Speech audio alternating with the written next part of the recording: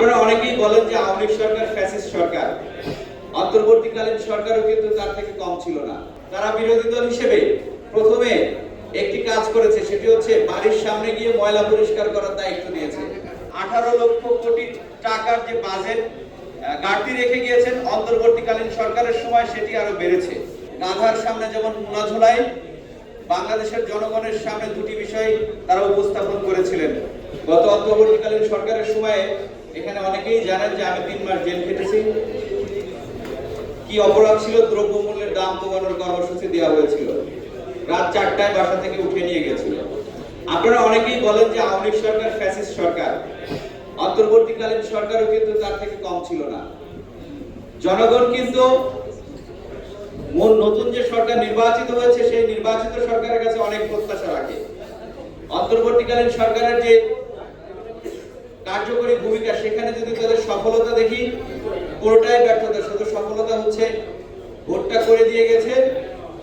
এখন দীর্ঘমেয়াদী ক্ষমতা, এই ক্ষমতা কিভাবে চলবে সেইটার রূপরেখা বর্তমান সরকার জনাব তারেক রহমান প্রধানমন্ত্রী হয়েছেন, সেখানে আমরা দেখেছি 31 দফার বিভিন্ন কর্মসূচি উপস্থাপন করা হয়েছে। বিরোধী দল হিসেবে জামাত ইসলামী, পাশাপাশি এনসিপি সহ স্বতন্ত্র অনেক প্রার্থী জিতেছে। তারা বিরোধী দল হিসেবে প্রথমে একটি কাজ করেছে, সেটি হচ্ছে বাড়ির সামনে গিয়ে ময়লা পরিষ্কার করার দায়িত্ব নিয়েছে। এটি কোনো রাজনৈতিক দলের ময়লা পরিষ্কার করার জন্য পার্লামেন্টে পাঠানো হয়নি। সকালে কিন্তু পরের দিন সকালে নির্বাচিত হওয়ার পর তিনি সেই কাজটি করেছেন। এটা বিরোধী দলের কাজটা। তাদের কাজ আইন প্রণয়ন করা, যারা জিতেছেন তাদের কাজও আইন প্রণয়ন করা। শুধু সিস্টেম ডেভেলপ করা দরকার। সেই সিস্টেম ডেভেলপ করার জন্য আজকের যে চলমান অর্থনীতি, আপনারা বিগত আওয়ামী লীগ সরকার আপনারা দেখেছেন 18 লক্ষ কোটি টাকার যে বাজেট ঘাটতি রেখে গিয়েছেন অন্তর্বর্তীকালীন সরকারের সময়, সেটি আরো বেড়েছে। যদিও পরিসংখ্যানে বলা হচ্ছে যে রিজার্ভের সংখ্যা এই সরকারের সময় বেড়েছে, সেটি কিন্তু আসলে কিতাবে আছে, গোয়ালে নাই। অন্তর্বর্তীকালীন সরকারের কিন্তু বিষয়টা এরকম। আমরা আজকের এই অনুষ্ঠানের মাধ্যমে বর্তমান যে সরকার আছেন তাদেরকে যে পরামর্শটি দিতে চাই, সেটি হচ্ছে সরকারের সামনে সবথেকে বড় বাধা হচ্ছে দুর্নীতি বন্ধ।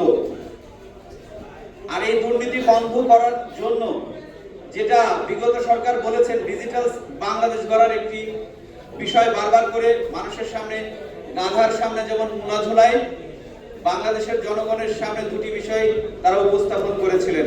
একটি হচ্ছে 71 সালে যুদ্ধ করা হয়েছিল, আর আরেকটি হচ্ছে ডিজিটাল বাংলাদেশ করছেন, ডিজিটাল বাংলাদেশ করে বিদেশে টাকা পাচার।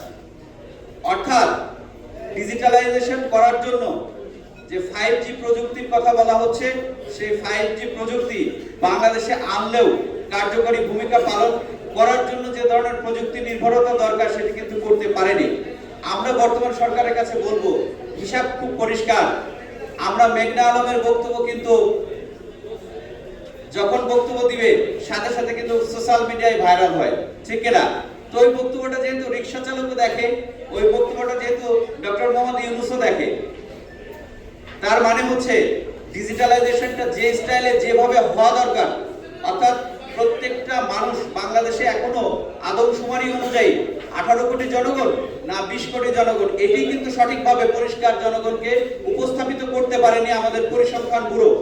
তার মানে হচ্ছে বাংলাদেশের মাথাপিছু আয় কত, সেটার পরিসংখ্যান একটু ধোঁয়াশার মধ্যে থাকবে। আর জনগণ যেহেতু 20 কোটি না 18 কোটি, এই ধোঁয়াটা কিন্তু এখনো আছে। তার মানে বাংলাদেশের জনগণ কি পরিমাণ সেটুকুই গভর্নমেন্ট নির্ধারণ করতে পারেনি। সেখানে আবার দুর্নীতি বন্ধ করবে, দুর্নীতিকে লাগাম টেনে দিবে, এটি শুধুমাত্র একটি কথার কথা ছাড়া আর কোনো কিছুই না। এই ক্ষেত্রে আমরা বলছি যে কর্মসংস্থান, যেটা অর্থাৎ দুর্নীতি বন্ধ করার জন্য ডিজিটাল সিস্টেম, প্রত্যেকটি ব্যক্তির ডাটা তৈরি, এবং যেটি বলা হচ্ছে যে কার্ড সিস্টেম করা, ফ্যামিলি কার্ড, সেই ফ্যামিলি কার্ডকে আসলে দলের সদস্যদের মাধ্যমে দিতে চান, নাকি আসলে ডিজিটাল সিস্টেমে প্রত্যেকের কাছে তার সুবিধা পৌঁছে দেবে, সেটি কিভাবে দিতে চান সেটি কিন্তু স্পষ্ট করেননি।